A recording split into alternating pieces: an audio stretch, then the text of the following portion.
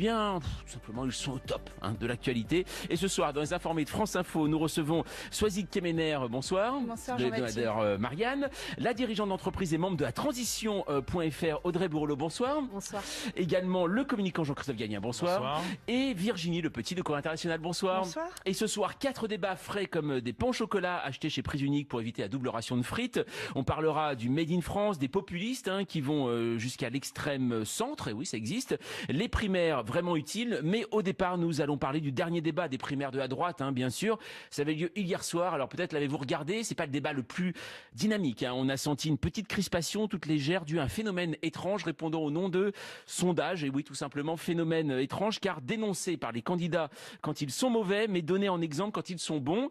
Alors, on a voulu savoir s'il y avait autre chose derrière pour ça. Et ce soir, nous avons fait appel à vous, Stéphane Bunard. Bonsoir. Bonsoir. Alors, vous êtes synergologue. Voilà, synergologue, c'est ça. Donc, c'est vous analysez en fait le langage corporel. En gros, vous avez regardé le débat presque sans le son ou pas? Non. Hier. Non, avec le son, c'est toujours intéressant de faire le raccord avec le verbal pour voir si justement ils sont cohérents et intellectuellement, émotionnellement ou pas. Alors, est-ce que pour vous, quand vous avez vu ces 3 débats de la primaire de la droite et puis il faut dire du centre, même s'il n'y avait pas de candidat centriste officiellement, est-ce que vous avez vu justement un autre discours à travers les gestes de Nicolas Sarkozy, d'Alain Juppé, de François Fillon et les autres?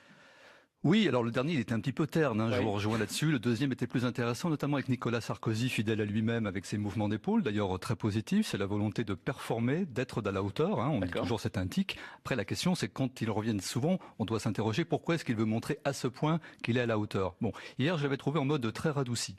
Après, je veux pas hurler avec la meute avec François Fillon, mais c'est vrai que François Fillon était beaucoup plus expressif que d'habitude. Vous trouvez?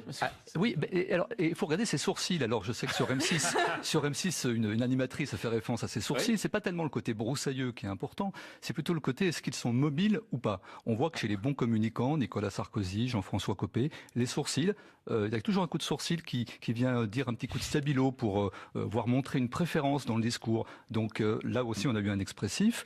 Et puis il y avait Bruno Le Maire qui était toujours alors penché en avant vers la droite. Oui, c'est vrai. Oui. Et ça, c'est la position dite du syndicaliste, c'est-à-dire que quand on est dans cette position, eh bien, oui, surtout qu'il leur veut un peu du mal, Oui, je tout à crois. fait, oui. Mais dans cette position, on est moins flexible aux arguments des autres et on est plus rigide sur les siens.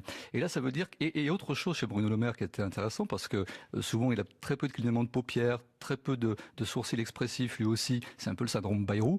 Et ben là, il y avait vraiment la volonté de sortir un peu de lui en mode attaquant. Voilà. Donc on les voit évoluer un peu ces 3-là notamment. Vous étudiez donc le langage corporel, c'est comme ça que l'on dit. Moi, il y a une question que je me suis toujours posée, ça fait très longtemps qu'on connaît Alain Juppé. Alain Juppé ouvre très grand les yeux.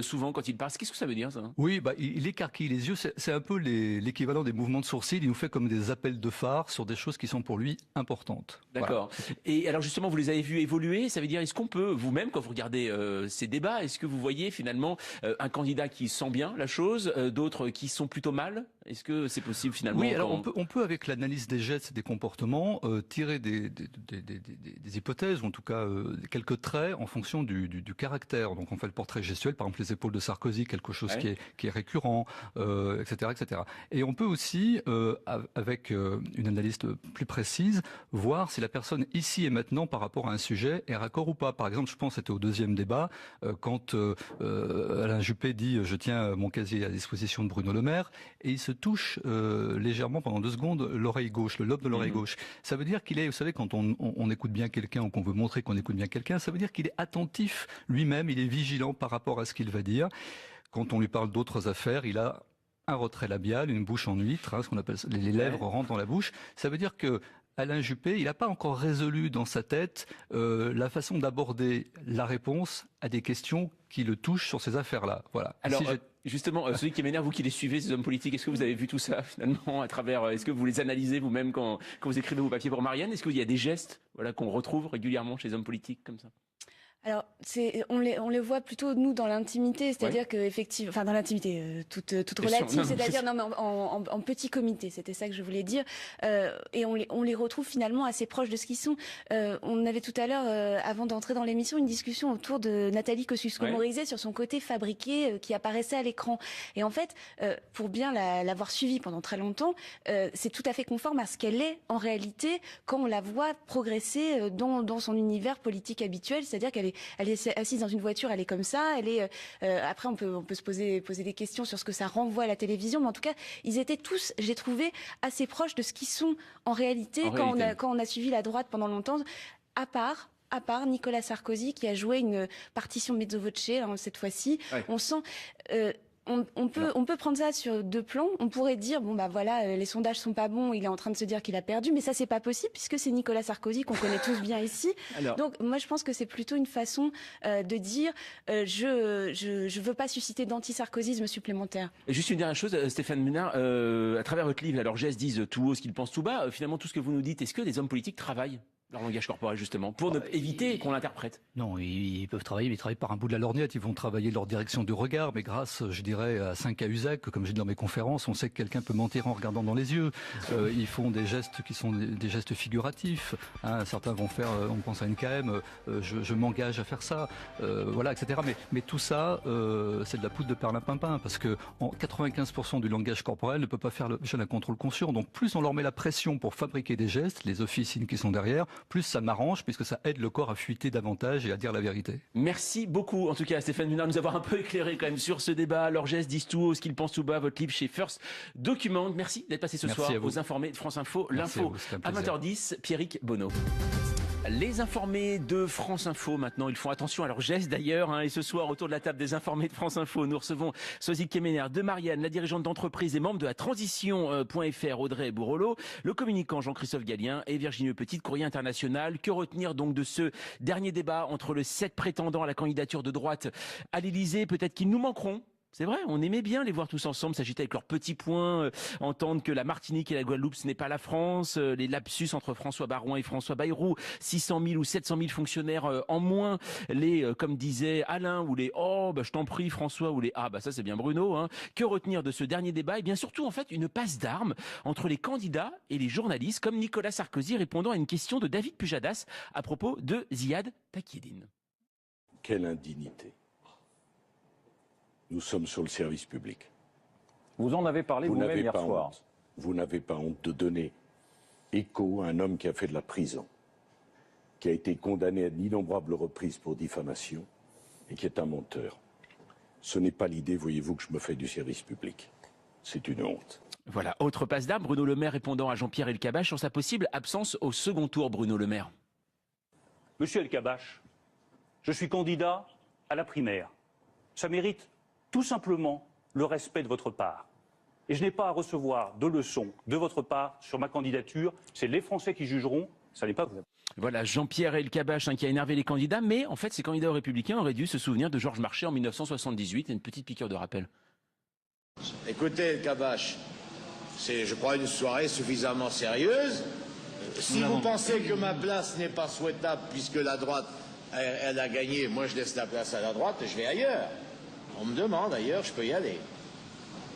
Parce que c'est extrêmement désagréable de discuter avec vous. Je crois que les syndicats ont raison de protester contre le fait que l'information avec vous sur Antenne 2 a du mal à s'exprimer. Alors, en 1978, Jean-Pierre Elkabbach était déjà là, donc le renouvellement, ce n'est pas que la politique, on peut le voir. Jean-Christophe Gallien, pourquoi ces passes d'armes? On voit très bien, ce sont des gens qui sont rompus à l'exercice de communication. Ça a été fait un peu exprès, vous pensez? Alors, je pense qu'il y a deux aspects. Il y a un premier qui répond à l'idée qu'ils sont fatigués, que c'est une campagne qui a été rude, qui a été, pour certains, effectivement, on en parlait, notamment le maire, une longue descente, enfin plutôt une courte descente très rapide, et puis pour d'autres finalement quelque chose qui apparaît plus serré que prévu. Donc il y a une vraie dimension de stress, je pense, de fin de parcours, d'avant-premier tour, qui est quand même classique dans une campagne électorale. Deuxième point, c'est effectivement que c'est un élément facile dans la volonté des Français de s'affranchir des corps intermédiaires. Il y a notamment, évidemment, les politiques, mais aussi les médias. Donc, quand un politique peut se désolidariser du tutorat médiatique, je crois qu'il y a quelque chose d'intéressant. Donc là, en l'occurrence, c'est plutôt l'idée que attendez, ça suffit, vos histoires, voyez, respectez les gens, voyez, nous, on est du côté du peuple, on peut pas parler, vous faites tout, vous faites, et passe le spectacle, passe l'infotainment, passe tous ces éléments-là. Je crois que c'est un élément qui est double. Derrière, il y avait aussi une position d'Elkabbach, qui, vous l'avez dit, qui est aussi quelque chose qui n'a pas été un temps fort Il faut le dire aussi, il faut le dire, un temps fort de cette émission, et c'est un enjeu assez sérieux pour que ça soit traité peut-être un peu plus sérieusement. Alors Audrey Borloo, la question qui s'est posée quand même quand on l'a vu hier, c'était un petit peu fouillis, ça partait un peu dans tous les sens. Est-ce que finalement 3 débats, parce qu'on s'est calqué sur la primaire du PS, est-ce que c'était pas trop finalement? Je ne sais pas si c'était trop, en tout cas effectivement vous l'avez dit, ce qui se dégage c'est que ceux qui étaient présents sur le plateau et ceux qui vont potentiellement finir dans le trio de tête dimanche représentent un siècle de vie politique. Ouais. La somme de Juppé, Sarkozy, Fillon. Plus. Et je me suis posé la question hier en étant vraiment convaincue de l'envie de renouveau de la société civile. Qu'est-ce que ça allait apporter aux Français? Alors je ne sais pas s'il fait les 3 débats. Ce que je sais, parce que j'ai essayé de le faire, c'est que quand on lit la somme des propositions proposées, on est dans le catalogue La Redoute. Et dans l'état d'urgence actuel d'attente, de renouveau, de propositions de transformation de la France, on est dans quelque chose de très mou, d'entendu. Et les 12 vous trouvez finalement, même Virginie Petit, vous-même, qu'il n'y a pas eu de différence tellement entre ces candidats? En tout cas, ce que je trouve dommage, c'est qu'il y a 12 millions de Français, juste pour finir, qui ont très peu de moyens. Donc, quand je vous rappelle le chiffre, 12 millions de Français qui, une fois qu'ils ont payé leurs charges courantes, leur eau, leur électricité, il leur reste 10 € pour vivre. Qu'est-ce qu'ils ont reçu comme message hier soir du casting qu'il y avait sur le plateau? Enfin, je veux dire, on est dans un tel état de délitement, de perte de confiance, que c'est pas ce qui nous a été renvoyé en termes de dynamisme et d'attente de profonde transformation. Virginie Petit. Sur les fondamentaux, en termes de politique économique, il y a quand même quelque chose qui est extrêmement, il y a un socle de la droite qui est là, qui est présent. Il y a quand même pas des choses extrêmement révolutionnaires ou une énorme fracture entre les candidats. Donc oui, et puis surtout, oui, c'était terne et on sent qu'il y a une espèce de lassitude, voilà. Et je voulais revenir sur les passes d'armes avec les journalistes. Oui. Moi, je pense qu'il y a une volonté de draguer effectivement tout ce goût du populisme qui est en train de monter partout en France, en Europe, partout, et en disant, les journalistes, voilà, effectivement ce que vous disiez, on n'a pas besoin de vous. Et ça, je trouve ça d'autant plus choquant que c'était quand même pas hier extrêmement agressif. Oui, bien sûr. Vraiment, les questions n'ont pas été reposées, on n'est pas allé au bout. C'était quand même pas l'anglo-saxonne, oui. C'est non. Ça. Finalement, Sophie Kemener, c'est vrai, on a beaucoup parlé de ces débats. Là, on avait l'impression, alors je ne sais pas si c'est propre à David Pujadas ou si c'est laissé déborder, mais à un moment, François Fillon a carrément pris le débat à bras-le-corps et a dit c'est moi qui décide maintenant. Oui, mais c'est parce que c'est le moment Fillon. Imaginez, depuis 2012, depuis qu'il a perdu, ou en tout cas qu'il a semblé perdre face à Jean-François Copé, il a vécu un quinquennat en enfer. Le quinquennat de François Hollande, c'était l'enfer de François Fillon. Souvenez-vous. De Nicolas Sarkozy. Non, le quinquennat de François Hollande. Il y avait un autre enfer. Parce qu'il a vécu, on se souvient de cette balle de dos. Il y a eu l'enfer de Matignon, mais il y a eu aussi un enfer dans l'opposition. Et cet enfer dans l'opposition, donc, c'est la guerre Copé-Fillon. C'est son sectaire, moins sectaire. Souvenez-vous de cette histoire à propos d'un vote FN, entre un vote FN et un vote PS, en expliquant qu'il voterait pour le candidat le moins sectaire. Ça avait été très dur, très mal pris par ses amis.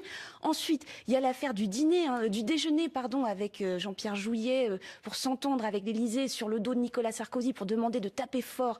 Donc ça a été révélé par Gérard Davet, Fabrice Lhomme, fait un procès en diffamation. Il a perdu en première instance, il a perdu en appel. Après, il a été très très bas dans les sondages. Des premiers soutiens ont commencé à partir gentiment parce qu'il a quand même gardé un bon socle de parlementaires. Valérie Pécresse qui le lâche là il y a 15 jours. Et puis là, enfin, tout d'un coup, on l'écoute. Donc c'est son moment. Et s'il veut casser la baraque, je pense que les conseils qui ont été donnés, en tout cas c'est ce que disent ses proches, c'était son moment. Et on a bien vu lors de ce débat, beaucoup de personnes d'observateurs, on disait qu'il était très bon lors des 2 premiers débats. Il était égal à lui-même. Là, il s'est dépassé parce qu'il sait qu'il a besoin de donner le petit truc en plus qui fait qu'il ne sera pas éternellement l'homme de Matignon, mais qui peut être président. Et Audrey Borloo, finalement, vous avez ressenti ça vous-même chez François Fillon ça plus que les autres, ce qu'on a vu au début, je trouve que dans la durée, en tout cas, c'est celui qui a été le plus cohérent. Et on dit souvent, la forme, c'est le fond qui remonte à la surface. Et effectivement, il y a une grande cohérence de Fillon qui fait qu'aujourd'hui, on reconnaît, on sent cette sincérité qu'il arrive à faire passer. Je partage pas forcément le fond, mais j'allais dire sur la forme, c'est ce qu'il a réussi en tout cas le mieux à faire passer. Alors, on va continuer à en parler dans un instant de ce débat des primaires. L'info à 20h20, Pierrick Bonneau. Publicain s'exprime sur l'envie, puisque dimanche, il y aura le vote et à partir de minuit, ils ne peuvent plus parler. C'est comme ça, on les entendra plus. Notamment Jean-Frédéric Poisson, par exemple, qu'on ne verra plus prochainement. Normalement, enfin, on ne sait pas, on ne sait jamais. Peut-être que dimanche, il sera en tête. Alors justement, l'occasion de revenir un petit peu sur ces primaires. On a vécu près d'1 an, finalement, avec ces nouvelles primaires à droite. C'était une toute première fois. Jean-Christophe Gallien, Nicolas Sarkozy Sarkozy hier, finalement, a paru finalement un peu en retrait par rapport à l'autre. C'est vrai qu'on parlait moins de lui, il était moins au centre en dehors de cette question de David Pujadas. Et on a beaucoup parlé d'économie, là où François Fillon brille finalement par rapport aux autres. Est-ce qu'il n'a pas fait une erreur, Nicolas Sarkozy, pendant cette campagne des primaires, en allant que sur l'identité et la sécurité, et en parlant très peu d'économie finalement? Je vais vous surprendre, depuis le début, moi je pense qu'il est en maîtrise et en contrôle de cette primaire. Parce qu'il a pris les clés, on lui a laissé les clés de l'appareil qui produit l'organisation, qui finalement maîtrise des investitures et qui, au fond, lui a permis aussi, c'est quand même sa force, dans un brouillon narratif, ce qui apparaît comme tout à fait un peu déséquilibré quand on observe très concrètement, il a quand même amené le débat là où il le voulait, quand même plus à droite que prévu, et pas du tout sur le terrain économique, alors ça répond un peu à votre question. Et puis après, l'enjeu, ça a été plus se rapprochant à ce moment-là de l'affaire économique. Hier soir, c'était pas tout à fait le cas, ça a profité d'ailleurs à François Fillon, ça a franchi François Fillon. C'était l'idée que on veut une alternance franche, on veut une alternance concrète, radicale, et pas une alternance molle, ou en tout cas conversationnelle avec d'autres forces, c'est-à-dire en gros, faire tomber de son statut légitime de chef d'État prochain, Alain Juppé. C'est ça, alors celui qui m'énerve, vous-même, Alain Juppé. Nicolas Sarkozy, pardon, oh là là, quel lapsus. Nicolas Sarkozy, pour vous, hier, est-ce qu'il finalement il ne paye pas ça, cette campagne qu'il a voulu porter très identitaire? Et il y a un moment, finalement, avec François Fillon, on voit que ça revient à la base finalement de la droite, ça veut dire sur les fonctionnaires, sur les minima sociaux, des choses comme ça finalement aujourd'hui. Oui, mais la vraie question c'est est-ce que c'est la droite un catholique, provinciale, la droite patrimoniale finalement qui va aller voter dimanche, parce que le résultat de la stratégie de Nicolas Sarkozy, on l'aura dimanche soir. Pour l'instant, il y a quand même de fortes chances pour qu'il soit au second tour de la primaire, qu'il soit face à Alain Juppé ou face à François Fillon s'il faisait une remontée miraculeuse. Voilà, au moment où je vous parle. Mais c'est très très serré. Les derniers sondages montrent que c'est vraiment ténu. C'est dans un mouchoir de poche. On peut avoir un scénario où on n'a pas les résultats tout de suite, où on attend. Il y a aussi, il a l'appareil, vous avez raison. C'est pas un hasard si chez Fillon, on s'inquiète des fraudes possibles. Voilà, bien ça, sûr. ouais. Alors donc, vous avez vu, il y a tout un petit manuel qui a été donné. On peut glisser une mine sous le les doigt. Ongles, Voilà. Mais c'est effrayant en fait. Ça, je ne sais pas qui se met des mines sous les ongles, mais c'est effrayant. mais c'est donc Nicolas Sarkozy, on saura dimanche soir, parce que on a vu sur ces questions d'économie. En revanche, ils sont allés loin. C'est ça qui, c'est l'intérêt de cette primaire. C'est ça. Alors Audrey Borloo, on a vu quand même tout à l'heure, il y a un socle commun, vous l'avez dit Virginie Petit, mais c'est vrai qu'on a vu quand même des différences, notamment sur le chômage. Hier, il y avait des choses, par exemple, on voit travail sous le SMIC pour Bruno Le Maire, dégressivité des allocations chômage pour Juppé, tous les syndicats en ligne de mire. Bon, alors ça, par contre, c'est socle commun. En effet, pour vous, quand même, il y a des différences. Est-ce que vous-même, vous avez trouvé des propositions intéressantes pour lutter contre le chômage? J'allais dire, je trouve ça encore assez incroyable, à quelques mois des élections, que sur ce socle commun-là, ils n'ont pas réussi à dégager en fait un point d'accord. On est dans un tel état d'urgence au niveau de l'emploi en France. Je rappelle ce chiffre, c'est 6 millions de personnes qui sont inscrites à Pôle emploi. Si je prends en plus ceux qui sont reconvertis dans la formation, on est à 10 millions de Français hors de notre système. Et là, on est avec 7 profils qui se sont même pas mis d'accord sur l'essentiel d'une reconquête sur l'emploi du travail. Cette campagne, elle va se jouer autour du travail et du pouvoir d'achat. Et moi, je trouve ça hallucinant dans l'état où on est, que ces hommes-là, qui sont là depuis 30-40 ans, n'ont même pas réussi à partager une vision commune là-dessus. Je crois que c'est ce qui est attendu aujourd'hui de la société civile. Moi, je suis en permanence sur les territoires. Et ce qui ressort, c'est qu'on en a encore à ce fameux catalogue La Redoute, où on doit compter, regarder les propositions de chacun. Et moi, je trouve ça personnellement effarant. Je crois qu'on n'a plus le temps de se passer au scan, toutes ces mesures. Il nous faut quelqu'un, et on le voit, on en parlera tout à l'heure, la montée du populisme. C'est quoi? C'est des propositions très claires, qui rencontrent une prise directe avec les citoyens. Et aujourd'hui, on en est encore à 5-6 personnes qui vont finir par gouverner ensemble si la droite revient aux affaires. En plus, c'est ça qui est incroyable. Et elles ne se sont même pas mis d'accord sur l'urgence première des Français, qui est juste gagner sa vie avec dignité. Virginie Petit, justement, vous travaillez à Courrier International. Hier, finalement, il y a quelque chose qui a dû vous intéresser particulièrement, puisque Jean-François Copé a dit qu'il fallait regarder tout ce qui se passe en Allemagne pour l'appliquer en France. Qu'est-ce que vous en pensez de ça? D'abord, c'est pas une première, c'est quand même assez régulièrement qu'on regarde vers notre voisin allemand. Oui. Après, il y a quand même, alors je les ai plus tout à fait en tête, mais les chiffres de la pauvreté en Allemagne sont assez effarants. Donc, si on doit s'inspirer de l'exemple allemand, je suis pas certaine que ce soit sur tous les points. Ils ont introduit, alors, bon là, avec toujours en concertation avec les syndicats, parce que là, c'est pas du tout le même système, et qu'il y a ce système du consensus systématique, mais ils ont introduit quand même des mesures extrêmement qui ont favorisé la précarisation et la pauvreté de gens qui, alors eux, ont un travail, ils ont moins de chômeurs.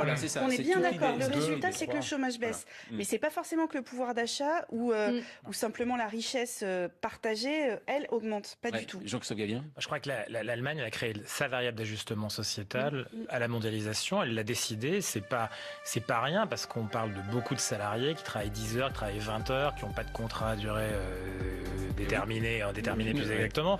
C'est ce qu'on trouve partout. C'est aux États-Unis.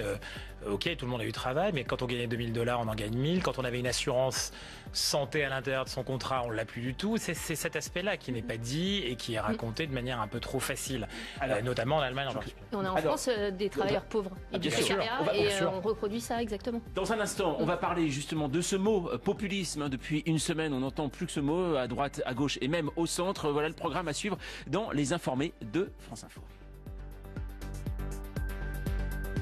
Les Informés de France Info jusqu'à 21h sur France Info, franceinfo.fr, sur les réseaux sociaux, avec le hashtag Les Informés, également sur le canal 27 de la TNT. Et ce soir, pour le début de leur week-end, ils ont décidé de plonger dans la piscine à boules de l'actualité. Et autour de la table des Informés de France Info, nous trouvons Soazic Kemener de Marianne, la dirigeante d'entreprise et membre de la transition.fr et également de Jamais sans elle, Audrey Bourrelot, le communicant Jean-Christophe Gallien et Virginie Le Petit de Courrier International. Avant de passer à notre prochain débat, juste une dernière question concernant les primaires de la droite et ce dernier débat, Soazic Kemener. On a vu au départ Nicolas Sarkozy qui n'était pas très chaud pour organiser ces primaires. Aujourd'hui, c'est acté. Il y a eu des primaires à gauche. Il y a eu des primaires à droite. Est-ce que pour vous, aujourd'hui, c'est inéluctable, qu'aujourd'hui, c'est inscrit dans la démocratie française, qu'on ne pourra plus jamais décider autrement, un candidat des deux grands partis, autrement que par des primaires?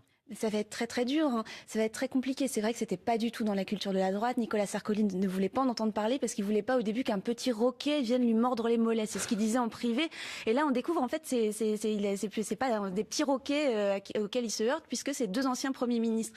Donc pour lui, c'est épouvantable. C'est-à-dire qu'il envisageait de revenir par le parti. C'est Édouard Balladur qui lui avait dit il faut que tu reviennes par le parti, il faut que tu reviennes par la petite porte. Enfin, il se vouvoie pour pouvoir accéder à la candidature à la présidentielle. Mais finalement, rien ne s'est passé comme prévu puisqu'il n'a pas réussi à annuler cette primaire. Il n'a pas eu de victoire écrasante à la tête de l'UMP quand il est revenu en 2014. C'est un chemin de croix pour lui. Évidemment, on voit ses rotomontades, mais ça a été une période très compliquée pour lui et c'est vrai que cette primaire laissera un mauvais goût dans la bouche de Nicolas Sarkozy, quel que soit le sujet. Donc pour vous, c'est inéluctable aujourd'hui. Ça veut dire qu'on est obligé de passer. Ça paraît très compliqué. Regardez, même à gauche, alors que le président est socialiste, est en place, il a été nommé à la suite de primaires, on va organiser des primaires, ce qui paraît totalement inimaginable. Pour l'instant, elles ont lieu au mois de janvier, et donc ça prouve bien qu'il y a un souhait, qu'il y a une aspiration, et que c'est très difficile de lutter contre cette aspiration. Et est-ce que finalement, Audrey Bourrelot, il n'y a pas en ce moment deux hommes qui montrent le contraire, qui sont Emmanuel Macron et Jean-Luc Mélenchon? Ils ont dit, moi je m'en fiche des primaires, j'y vais quand même, et aujourd'hui, c'est pas ça le renouveau démocratique. Nous, on l'a vu avec ce qu'on a lancé avec ces mouvements de la société civile, qui a une autre attente. Et là, on est dans une primaire des partis. Nous, on avait opté pour la primaire des Français. On voulait faire émerger aussi un vrai renouveau parce qu'on voit aujourd'hui ce qui nous est proposé par la primaire des partis, ce sont toujours les mêmes puisque le système est tellement verrouillé qu'on se retrouve avec des professionnels de la politique.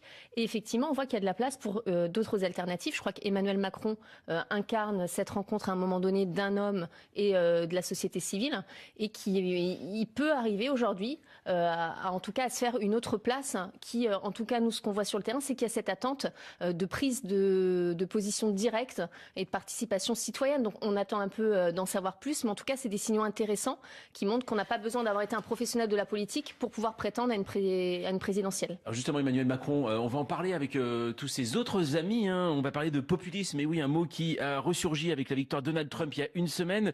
Depuis, donc, on parle de peuple oublié, de majorité invisible, d'élite discréditée, critiquée par des candidats qui, on dit juste ça comme ça, sont le plus souvent issus de l'élite elle-même. Extrême gauche, extrême droite et même extrême centre. Et oui, ça existe. Ne dites pas à ma mère que je fais partie de l'élite. Elle me croit proche du peuple. Et tous font un constat identique. Les partis politiques sont morts. Alors, ils fondent un mouvement et tentent leur chance, comme hier soir Emmanuel Macron à Marseille.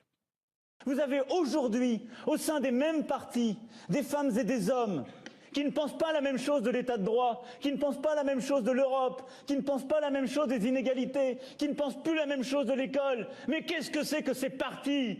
Ils n'existent plus. Voilà, Emmanuel Macron, hier soir en meeting à Marseille.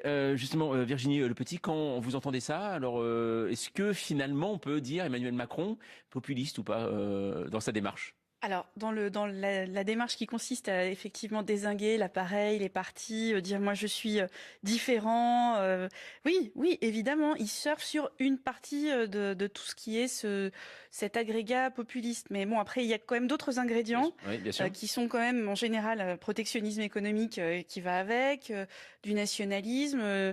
Quelque chose d'assez réactionnaire aussi. Donc, il en adopte en tout cas la posture là. Sur ce terrain-là, je suis pas sûre que tout le reste soit à l'avenant. Oui, Jean-Christophe Galy. Moi, je crois qu'il y a une méthode effectivement revisitée. Il y avait un vieux mot qui s'appelle popularisme aussi, qui est quelque chose qui est intéressant à retravailler, qui correspond davantage à cela. C'est-à-dire que finalement, là, on a une stratégie politique, c'est-à-dire que c'est une mise sur le marché, une nouvelle offre politique qui se market différemment, mais qui finalement, dans le cas de Macron, est rien d'autre que quelque chose qui est très vieux. Macron, il apparaît très jeune comme ça, il vient directement près des Français, mais enfin, il a fait 4 ans à l'Élysée, il a fait 2 ans à l'Élysée, puis après, il était lui-même ministre. Donc, c'est quelqu'un qui vient pas comme ça du jour au lendemain de la base. C'est pas on recrée des partis dans une volonté de prendre le pouvoir, Et j'ai beaucoup travaillé, moi, à l'époque, sur le mouvement des indignés. Quand ça se traduit chez Podemos, au départ, les indignés, il n'y a pas de leader. Quand ça se traduit chez Podemos, parce qu'à un moment donné, il faut aller vers les urnes. La première tentative de ces mouvements, c'est de s'abstenir, de dire non. Et ils se rendent compte à ce moment-là, que d'ailleurs, que ce soit en Espagne, au Chili, on l'a vu aux États-Unis avec Occupy, on l'a vu dans d'autres endroits. Il n'y a pas de performance politique au moment où il faut être performant, c'est au moment de l'élection. Il y a une performance parfois réelle dans les luttes politique ou social sur le terrain. Et puis après, quand on devient un parti politique comme Podemos ou Ciudadanos, par exemple, en Espagne, qui vient pas exactement de du même ADN, évidemment, eh bien, on devient un parti politique lui-même. Alors, on pose d'autres questions, on pose d'autres problèmes. Je pense que c'est là-dedans qu'il y a un renouveau potentiel. Alors après, est-ce que ces partis-là, ils vont pouvoir vivre jusqu'à la législative? J'y crois pas un seul instant. Est-ce qu'ils vont voir jusqu'à la présidentielle? Peut-être encore moins. Et donc, ça veut dire qu'il faut peut-être d'autres opérations. Mais le parti politique, en particulier en France, qui est un pays qui n'est pas tout à fait mature pour le reste, reste une vraie voie d'action politique. D'action politique. On va continuer, en parler dans un instant, puisque je sais que ça fait toujours parler le populisme, mot notamment, qui, selon certains candidats d'ailleurs, n'est pas du tout une insulte ou péjoratif pour certains. On va continuer à en parler dans les informés de France Info, car l'info à 20h40, eh bien, c'est Pierrick Bonhomme. L'instauration du prélèvement à la source de l'impôt. Du mot préféré des journalistes actuellement depuis à peu près une semaine, c'est-à-dire depuis l'élection de Donald Trump, ça veut dire populisme, et ça on en parle beaucoup d'ailleurs dans les informés de France Info. On va en reparler ce soir, car on a l'impression que les candidats se multiplient. Audrey Bourrelot, ces candidats se multiplient avec ce terme, toujours le peuple, cette majorité silencieuse, cette fameuse majorité silencieuse. Pourtant, si ça se multiplie, ça veut dire qu'il y a quand même un dysfonctionnement quelque part, non? Mais ce que je voudrais dire, c'est qu'on a lancé ce mouvement de la société civile qui est la transition. On a eu beaucoup de remarques et on nous a dit qu'on était des populistes. Alors moi, aujourd'hui, si être populiste, c'est rejeter la bourgeoisie d'État, l'oligarchie et une classe politique qui a fait de la politique son métier, je vais dire ce soir, j'assume pleinement être populiste. Ouais. Et pour moi, c'est qu'on l'a mal connoté, ce mot. Mais aujourd'hui, il y a une lame de fond qui est telle qu'on voit qu'on a besoin d'une alternative. Et aujourd'hui, cette alternative, elle est soit dans les extrêmes, par du populisme extrémiste, et soit la seule alternative haute, c'est le cas Macron, qui est un peu un ovni pour le moment et qui peut fédérer ça. Nous, on l'a vu, on a essayé de faire émerger la société civile, où je partage pas tout à l'heure l'analyse. C'est de dire pour les législatives, je peux vous dire que depuis 1 an, on est dans les territoires et on fera émerger, en tout cas dans notre rôle de la transition, des candidats aux législatives qui viennent de la société civile. Ce qui est dur, c'est d'être des primo-accédants, c'est-à-dire qu'on n'a jamais fait une élection, c'est d'arriver à quitter son job, à consacrer 5 ans à son pays. Mais aujourd'hui, il y a une réelle envie de changement et je peux vous dire qu'aujourd'hui, on est capable d'identifier dans la majorité des territoires français des gens de la société civile qui sont capables de franchir ce pas. Et en tout cas, ce soir, je peux en prendre la promesse, on y arrivera. C'est noté, en tout cas, Audrey Bourrelot, à 20h43, c'est noté. Juste une chose, Virginie Le Petit, ce qui est assez fascinant avec ça, c'est qu'on a l'impression quand même, avec les populistes au niveau communication, c'est qu'il y a ce tour de passe-passe. Ce sont tous des gens issus presque d'une certaine famille, qui ont une qualité de vie. Donald Trump, qui est un héritier, Marine Le Pen, héritière également, Emmanuel Macron, qui a eu les meilleures études du monde. Et finalement, ce sont des gens qui ensuite prennent ce créneau-là et ça passe aux yeux de tout le monde. Mais oui, sans problème. C'est ça que Trump, ce qui est quand même assez magnifique, c'est que non seulement il trompe tout le monde sur ses études, son parcours, etc. Mais en plus, il a utilisé tout l'appareil quand même républicain d'un grand parti américain, tout en le dénonçant. Mais il a été vainqueur aux primaires, donc il a été quand même mandaté par les militants de ce parti. Et puis maintenant, il arrive dans le système, donc c'est tout en dénonçant ce système. Donc c'est quand même à peu près systématiquement le cas. Donc soit après, ces gens-là s'intègrent au système, soit ils l'utilisent à leur profit et détournent complètement et transforment ça en plutocratie ou autre chose. Mais de toute façon, ce sont des anti-systèmes qui utilisent le système, quoi qu'il arrive, parce que ils n'ont pas le choix, c'est ce que vous disiez tout à l'heure. Il faut à un moment donné passer par la voie de l'élection, soit les primaires, soit une élection législative ou présidentielle. Mais c'est quoi finalement le syndrome aujourd'hui? Le mot qui revient souvent dans la bouche de ces gens-là, c'est mondialisation. C'est ça aujourd'hui qui est vraiment mis en cause? C'est ça. Alors, c'est ce qui cristallise toutes les craintes en fait. Parce que la mondialisation, c'est les migrants qui débarquent. La mondialisation, c'est la perte d'emploi, la désindustrialisation, ce qui est vrai dans tous les grands pays occidentaux. Et donc, il y a ce refermement, à nouveau sur soi-même. Et il y a même d'autres choses qui sont intéressantes. Par exemple, en Italie, où bientôt il va y avoir un référendum pour voter une nouvelle constitution, des nouveaux projets de constitution pour simplifier un petit peu la vie politique italienne, il va y avoir certainement un non à ce référendum qui est un non anti-gouvernement en fait.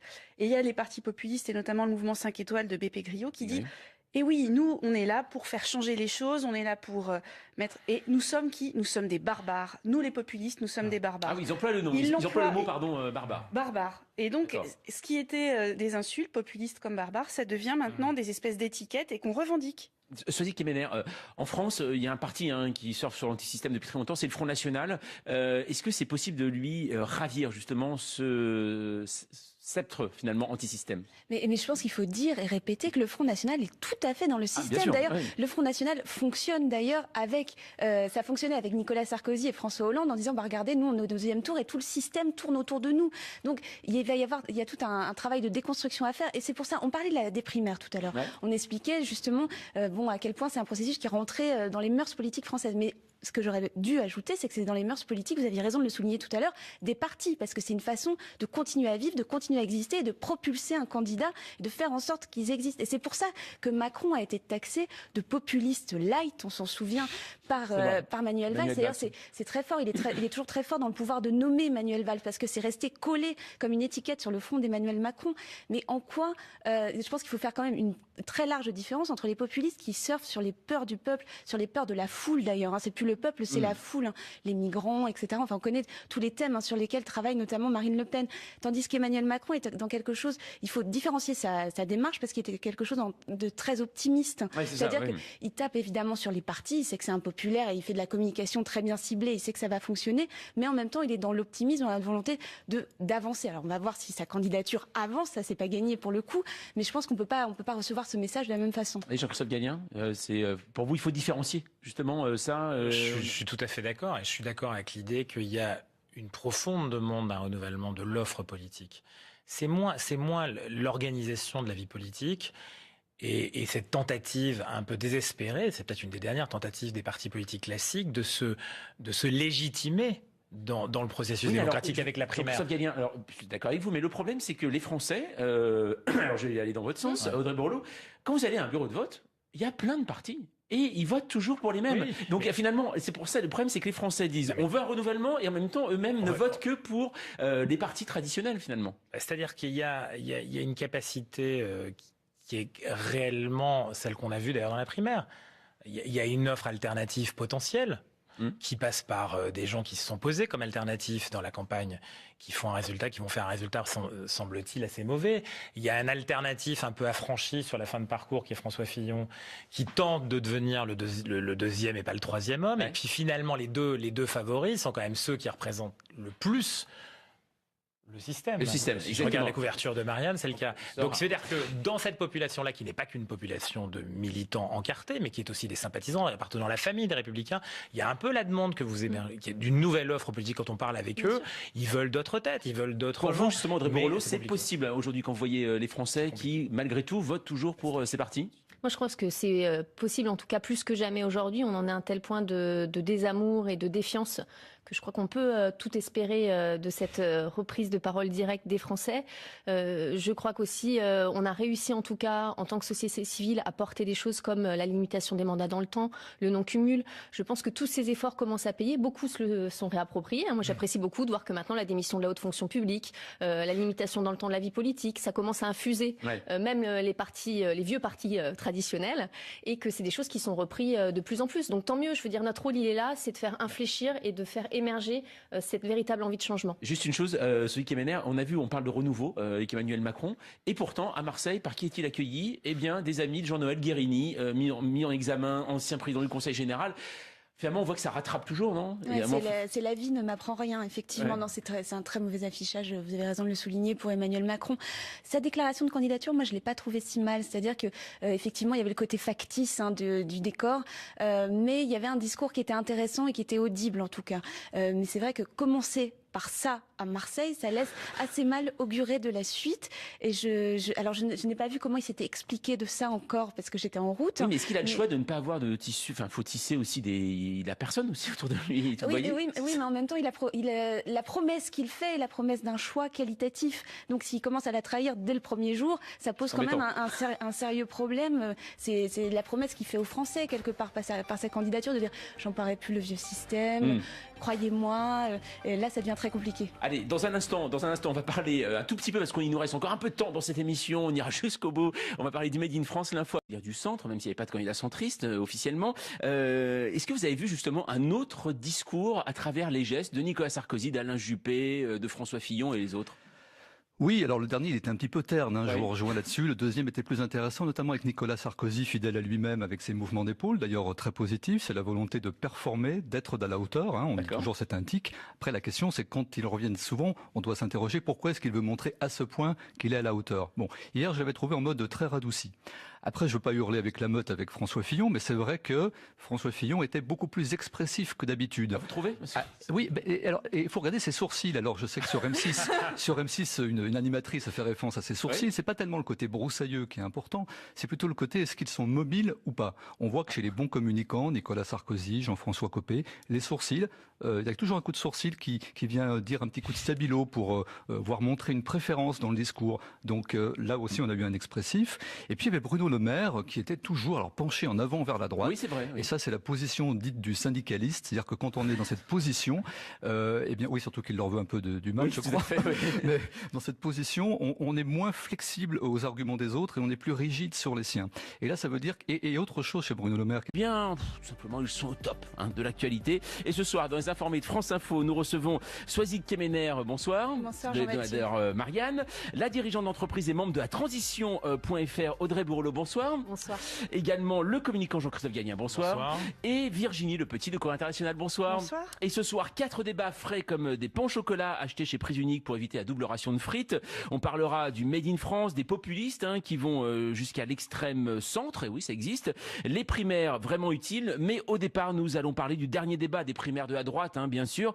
Ça avait lieu hier soir, alors peut-être l'avez-vous regardé, c'est pas le débat le plus dynamique. On a senti une petite crispation toute légère due à un phénomène étrange répondant au nom de sondage, et oui, tout simplement, phénomène étrange, car dénoncé par les candidats quand ils sont mauvais, mais donné en exemple quand ils sont bons. Alors, on a voulu savoir s'il y avait autre chose derrière pour ça, et ce soir, nous avons fait appel à vous, Stéphane Bunard. Bonsoir. Bonsoir. Alors, vous êtes synergologue. Voilà, synergologue, c'est ça. Donc, c'est vous analysez en fait le langage corporel. En gros, vous avez regardé le débat presque sans le son ou pas? Non. Non, avec le son, c'est toujours intéressant de faire le raccord avec le verbal pour voir si justement ils sont cohérents et intellectuellement, émotionnellement ou pas. Alors, est-ce que pour vous, quand vous avez vu ces 3 débats de la primaire de la droite, et puis il faut à part Nicolas Sarkozy qui a joué une partition mezzo voce cette fois-ci, on sent on peut prendre ça sur 2 plans. On pourrait dire bon bah voilà, les sondages sont pas bons, il est en train de se dire qu'il a perdu, mais ça c'est pas possible puisque c'est Nicolas Sarkozy qu'on connaît tous bien ici. Alors, donc moi je pense que c'est plutôt une façon de dire je veux pas susciter d'anti-sarkozysme supplémentaire. Et juste une dernière chose, Stéphane Bunard, à travers votre livre, alors gestes disent tout haut ce qu'ils pensent tout bas. Finalement tout ce que vous nous dites, est-ce que les hommes politiques travaillent? Leur langage corporel, justement, pour éviter qu'on l'interprète. Non, ils peuvent travailler, mais ils travaillent par un bout de la lorgnette. Ils vont travailler leur direction du regard, mais grâce, je dirais, à 5 à Usac, comme je dis dans mes conférences, on sait que quelqu'un peut mentir en regardant dans les yeux. Ils font des gestes qui sont des gestes figuratifs. Hein. Certains vont faire, on pense à NKM, je m'engage à faire ça, voilà, etc. Mais tout ça, c'est de la poudre de perlimpinpin, parce que 95% du langage corporel ne peut pas faire l'objet d'un contrôle conscient. Donc plus on leur met la pression pour fabriquer des gestes, les officines qui sont derrière, plus ça m'arrange, puisque ça aide le corps à fuiter davantage et à dire la vérité. Merci beaucoup, en tout cas, Stéphane Muller, nous avoir un peu éclairé quand même sur ce débat. Leurs gestes disent tout, ce qu'ils pensent tout bas, votre livre chez First Document. Merci d'être passé ce soir aux informés de France Info. L'info à 20h10, Pierrick Bonneau. Ça veut dire qu'il est, vous savez, quand on écoute bien quelqu'un ou qu'on veut montrer qu'on écoute bien quelqu'un, ça veut dire qu'il est attentif lui-même, il est vigilant par rapport à ce qu'il va dire. Quand on lui parle d'autres affaires, il a un retrait labial, une bouche en huître, hein, ce qu'on appelle les lèvres rentrent dans la bouche. Ça veut dire que Alain Juppé, il n'a pas encore résolu dans sa tête la façon d'aborder la réponse à des questions qui le touchent sur ces affaires-là. Voilà. Alors, justement, celui qui m'énerve, vous qui les suivez, ces hommes politiques, est-ce que vous avez vu tout ça finalement à travers, est-ce que vous les analysez vous-même quand vous écrivez vos papiers pour Marianne? Est-ce qu'il y a des gestes qu'on retrouve régulièrement chez les hommes politiques comme ça? Alors, on les voit plutôt, nous, dans l'intimité, c'est-à-dire que, effectivement, enfin, dans l'intimité, toute relative, c'est-à-dire, non, mais en petit comité, c'était ça que je voulais dire, et on les retrouve finalement assez proches de ce qu'ils sont. On avait tout à l'heure, avant d'entrer dans l'émission, une discussion autour de Nathalie Kosciusko-Morizet sur son côté fabriqué qui apparaissait à l'écran.